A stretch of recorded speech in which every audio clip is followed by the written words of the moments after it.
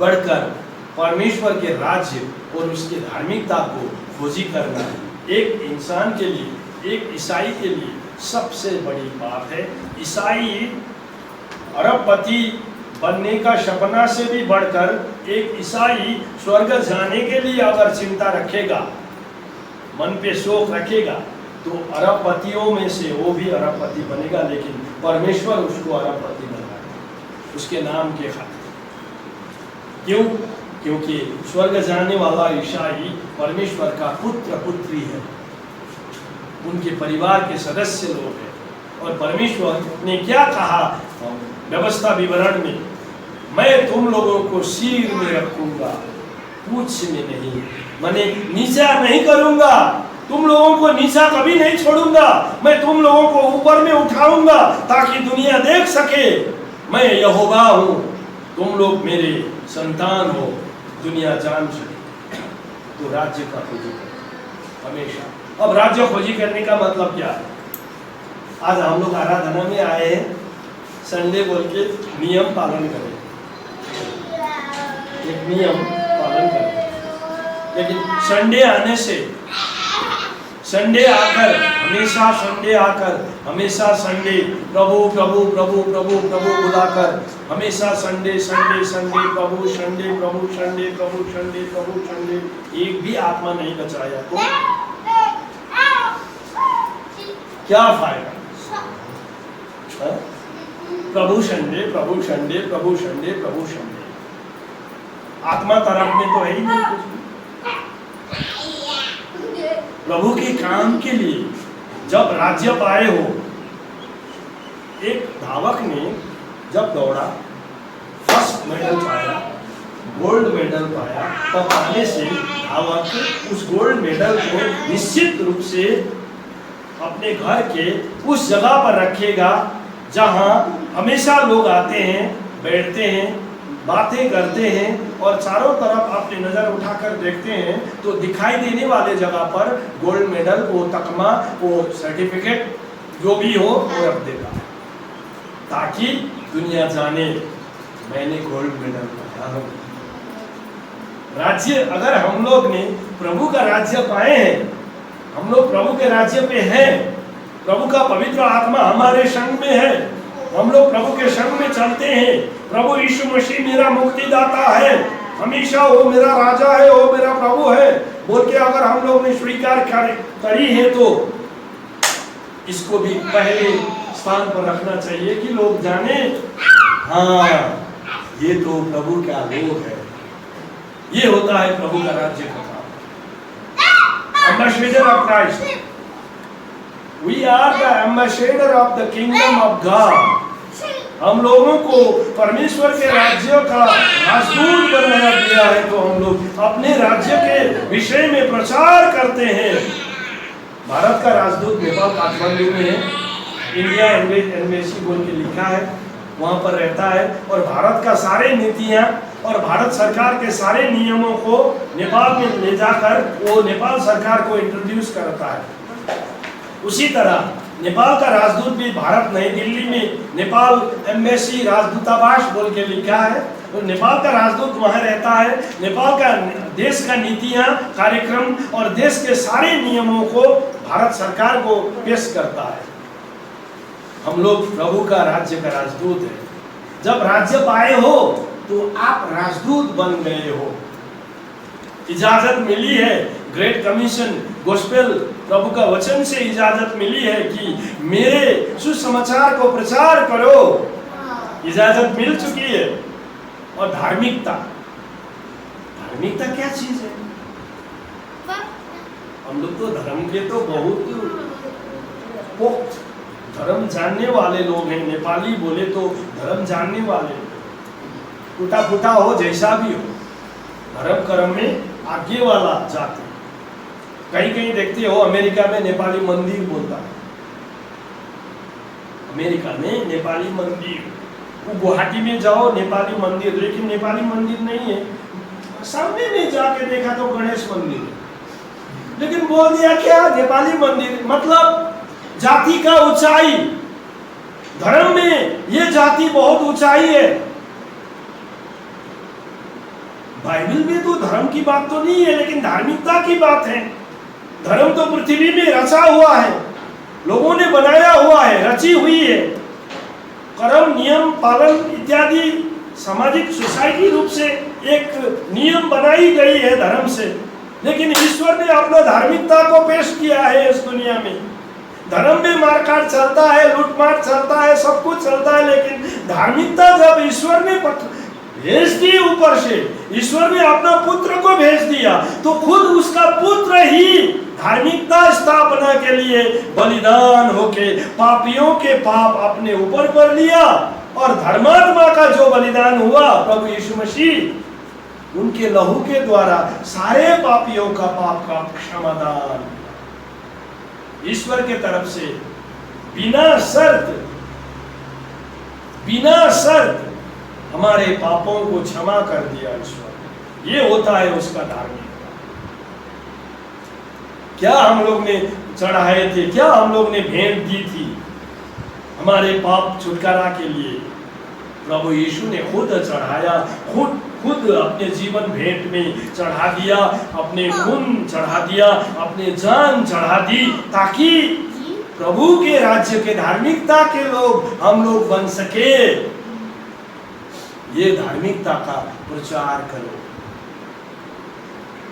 आते जाते, खाते पीते, उठते बैठते, अपने छर छिमेकी, अपना पड़ोसी लोगों को, दाया बाया सबको प्रचार करो। तो ये है प्रभु का मन का भाव। चेलों को जो बात कर रही थी उसने, क्या खाने पीने में तू बेकार में चिंता करते हो? ये चिंता को छोड़, राज्य और धार्मिकता को पहले ढूंढो, उसको पाओ, उस पर बन जाओ। इन सारे बातें परमेश्वर तुम्हें देगा, ऊपर का आशीर्वाद।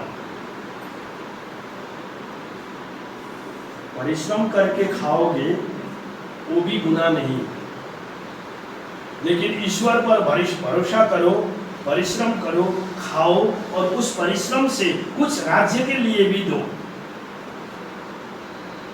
आमीन, बोलो आमीन। बिना ईश्वर भी अरबोपति बन सकते हो, बिना ईश्वर जाने हुए आलीशान महल बना सकते हो, लेकिन राज्य और धार्मिकता में तुम्हारा नाम नहीं है। ईश्वर के संग में रह के परिश्रम करो, ज्यादा से ज्यादा संपत्ति अर्जन करो, उन संपत्ति से भी परमेश्वर के राज्य के लिए फ्री डोनेशन, खुशी साथ दे दो। प्रभु, ये तूने ऊपर से दिया हुआ आशीर्वाद है, इसीलिए टिका हुआ है, बचा हुआ है, जमा हुआ है, सुरक्षा किया है तूने दिया था, तुम्हारी नजर में, तुम्हारी निगाह पर रखा है। मेरे जिंदगी को तूने दिया है सब कुछ, मैं मेरे संपत्ति से तुमको दूंगा, तुम्हारे काम के लिए दूंगा, ताकि राज्य और बढ़े, धार्मिकता का सुसमाचार और प्रचार हो, लोगों के आत्मा खुले, पवित्र परमेश्वर के राज्य पर और ज्यादा लोग आ सके, अपने पापों से पश्चाताप करे। ओ ईश्वर, तेरे धार्मिकता को समझ ले। प्रभु यीशु का मतलब उनके लिए काम करो, उनके लिए जान दे दो, उनके लिए सब कुछ दे दो। अब फिक्री करने से प्रार्थना भी नहीं होता। परिवार पर झगड़ा होना, खिंचातानी, मारा पीटा, क्यों? चिंता से ऐसा होता है, फिक्री से ऐसा होता है। लेकिन फिलिपियों के मंडली पर पौलुस ने लिखा 4 अध्याय उसके 6 वचन पर, चिंता मत करो, बल्कि तुम्हारे सारे प्रार्थना और धन्यवादों के साथ अपनी निवेदन विनतियों को परमेश्वर पर जाहिर करो। चिंता मत करो, चिंता से कुछ नहीं बनेगा। प्रभु के राज्य पाए हुए लोग चिंता को छोड़ो। चिंता से कुछ नहीं बनने वाला है। चिंता भरोसा का संकेत नहीं है, अविश्वास का संकेत है। बाइबल में देखने से पतरुस जब प्रभु यीशु मसीह गलील के सागर पर पैदल चल रहा था छपलंग छपलंग पानी के ऊपर, पतरुस ने देखा, हाँ पहले तो एक डरवाने वाला आत्मा है ये बोला, लेकिन जब प्रभु ने कहा शांति हो तुम पर, मैं हूं, विश्वास कर, मैं हूं, हाँ प्रभु तू है, मैं भी आऊंगा तुम्हारे तरह पानी में छपलंग छपलंग। प्रभु ने क्या बोला? अगर विश्वास करोगे तो आओ, इच्छा करोगे तो आओ। यहाँ पर इच्छा बताया है। विश्वास को कभी कभी इच्छा भी बताता है। इच्छा करते हो तो आओ। वो कैसा इच्छा है? विश्वास के द्वारा किया हुआ इच्छा। आओ, आया, ठीक है भाई। देखो चिंता का मतलब मैं समझा रहा हूँ। आया, एक पैर एक कदम आगे बढ़ाया, छपलंग, नीचे नहीं गया। दूसरा कदम छपलंग, अरे भाई यीशु की तरह वो भी पानी में चल रहा है, लेकिन चलते गया, आगे बढ़ते गया। इधर से भी छाल उठ के आया, इधर से भी छाल उठ के आया, सामुद्रिक आंधी के तरह एक आवाज जैसा आया, पानी का छाल उठ के आया। तब पतरुस का मन, जो इच्छा प्रभु ऊपर में था, वो इच्छा भंग हो गया, टूट गया। प्रभु के तरफ से उसका संबंध टूट के, विश्वास जो टूट के इस छाल तरफ में आया, तब वो डरने लगा। हाँ, अरे बाप रे, क्यों? उसका ध्यान प्रभु तरफ में था। प्रभु तरफ से जब ध्यान भंग हुआ, टूट गया, तब छाल से तो डर आया। जब वो डर गया, तब वो डूब गया। मतलब एक किस्म का उसमें भय उत्पन्न हुआ, दुनियादारी का भय। चिंता जब करते हैं लोग, तो दुनियादारी का भय ज्यादा सताता है लोगों। तो ऐसा चिंता मत करो। राज्य और धार्मिकता को ठीक से पकड़ो, ठीक से इस पर बनो। फिलिपी के मंडली को कहने का मतलब, प्रार्थना ज्यादा करो, निवेदन विनती को प्रभु में जाहिर करो। और 7 वचन को लिखा है, अपने समझ से भी बाहर। 7 वचन में जो लिखा है, अपने समझ से भी बाहर परमेश्वर जो शांति का पिता है, उसके द्वारा प्रभु यीशु ख्रिस्त में तुम्हें, तुम्हारे प्राण और हृदय और समझ को सुरक्षा में रखता है। समझ से भी बाहर। आज हम लोग सुरक्षित हैं राज्य के कारण, प्रभु के धार्मिकता के कारण। हमारे जान, प्राण, आत्मा, जीवन, सारे अस्तित्व, सारे हमारे जिंदगी के हर एक उद्देश्य और मकसद आज हमारे लिए सुरक्षा दिया गया है प्रभु यीशु मसीह के नाम से। परमेश्वर जो शांति का पिता है, उसके द्वारा सुरक्षा मिली है। हम लोग उनके हक वाला बनने के कारण से, जो राज्य में है, इसीलिए तो राज्य को ठीक से पकड़ो और दुनिया के लिए इतना चिंता मत करो। ऑटोमेटिक दुनिया तो है ही, अरबों का संपत्ति वाला जो है, प्रभु के राज्य से बाहर है, तो क्या फायदा? जब आत्मा गुमा हुआ है, राज्य में नहीं जाएगा आत्मा, स्वर्ग में नहीं जाएगा आत्मा, क्या फायदा वो संपत्ति? खुद को गुमाया हुआ जिंदगी क्या जिंदगी है? खुद को पाया हुआ जिंदगी है वो राज्य के अंदर में। तो हम लोग जब अनेक स्थिति पर गुजरते हैं, तो फिर पतरुस ने लिखा, उसके पत्र में पतरुस ने लिखा है, प्रभु का राज्य को अगर पाए हो, प्रभु के राज्य को अगर ठीक से समझे हो, तो यहाँ पर मैं पढ़ता हूँ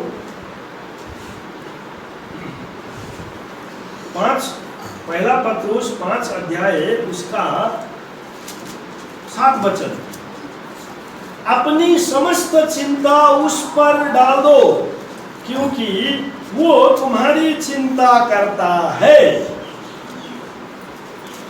सारी चिंता प्रभु पर डाल।